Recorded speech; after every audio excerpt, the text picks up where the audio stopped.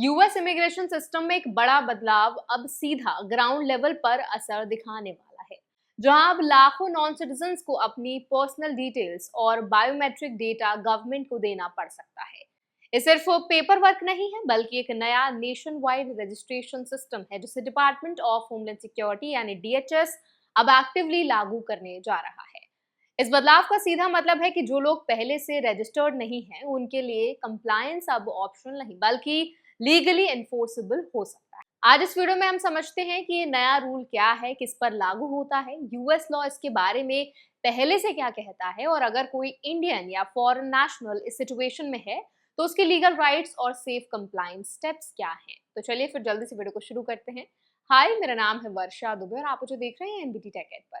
US immigration law में section 262 of immigration and nationality act पहले से ही ये कहता है कि कई नॉन सिटीजन्स को गवर्नमेंट के साथ रजिस्टर करना जरूरी है, लेकिन लंबे समय तक ये रूल प्रैक्टिकली स्ट्रिक्ट तरीके से लागू नहीं हुआ था।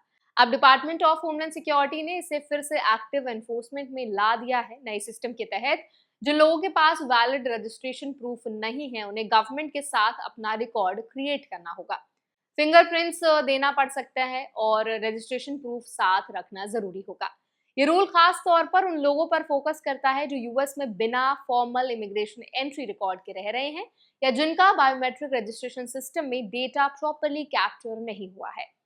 गवर्नमेंट के एस्टिमेट के अनुसार करीब 2.2 मिलियन से 3.2 मिलियन लोग इस कैटेगरी में आ सकते हैं। वहीं जो लोग ऑलरेडी वीजा, ग्रीन कार्ड या ऑफिशियल एंट्री प्रोसेस से यूएस में आए हैं, उन्हें आमतौर पर दोबारा रजिस्ट्रेशन की जरूरत नहीं होगी, क्योंकि उनका डेटा पहले से सिस्टम में मौजूद होता है।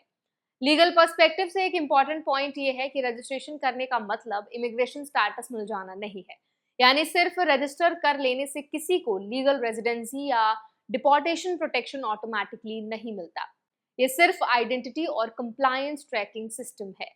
अगर कोई व्यक्ति इस रूल के अंडर आता है और रजिस्ट्रेशन नहीं करता, तो यूएस लॉ के तहत सिविल फाइन्स, क्रिमिनल पेनल्टीज और कुछ केसेस में शॉर्ट टर्म डिटेंशन तक का रिस्क हो सकता है। हालांकि पेनल्टीज पहले भी लॉ में मौजूद थी, लेकिन अब एनफोर्समेंट ज्यादा स्ट्रिक्ट होने की पॉसिबिलिटी है। प्रोसेस की बात करें तो अफेक्टेड इंडिविजुअल्स को गवर्नमेंट सिस्टम में अकाउंट बनाना होगा, पर्सनल इंफॉर्मेशन सबमिट करनी होगी और अगर रिक्वायर्ड हुआ तो बायोमेट्रिक अपॉइंटमेंट भी अटेंड करना होगा। पेरेंट्स को बच्चों के लिए और 14 साल के बाद री रजिस्ट्रेशन करवाना होता है। अब सबसे इंपॉर्टेंट सवाल, लीगल राइट्स क्या हैं?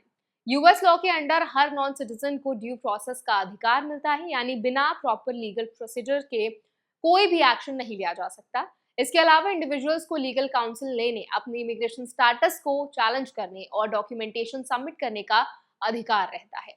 लेकिन कंप्लायंस फेलियर को रिस्क के तौर पर देखा जा सकता है, इसीलिए डॉक्यूमेंटेशन अपडेटेड रखना बहुत जरूरी है।